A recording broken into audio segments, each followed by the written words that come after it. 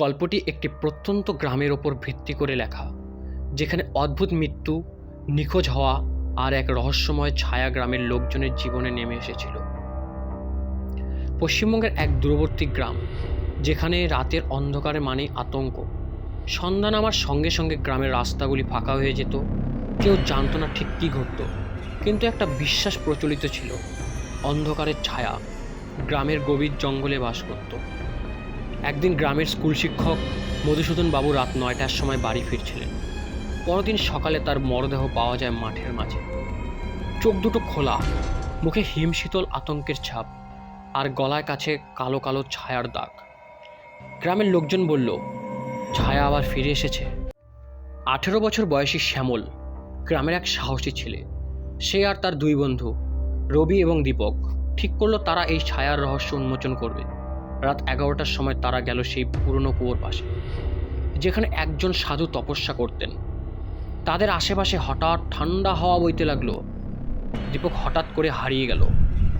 রবি শুধু চিৎকার করে বলতে পারল, ছায়া, ছায়া আমাদের দিকেই আসছে। শ্যামল পরের দিন সকালে গ্রামের পুরনো পাণ্ডুলিপি খুঁজতে গিয়ে এক আশ্চর্য তথ্য পায়।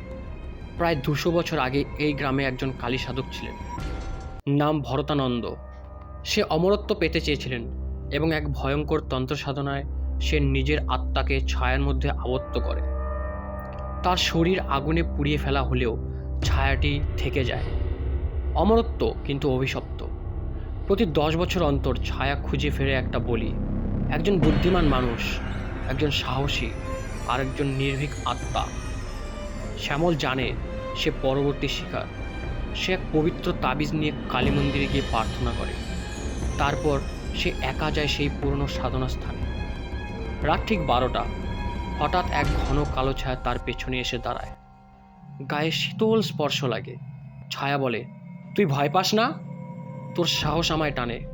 শ্যামল জোরে তাবিজ ছুঁড়ে মারে ছায়ার ওপর। বিকট চিৎকারে গোটা জঙ্গল কেঁপে ওঠে। ছায়া কুয়োর ভেতরে টেনে নেওয়া হয় আগুনের গোলায়। পরদিন সকালে গ্রামের সবাই দেখে কুয়োর চারপাশে কালি ছোপ ছোপ।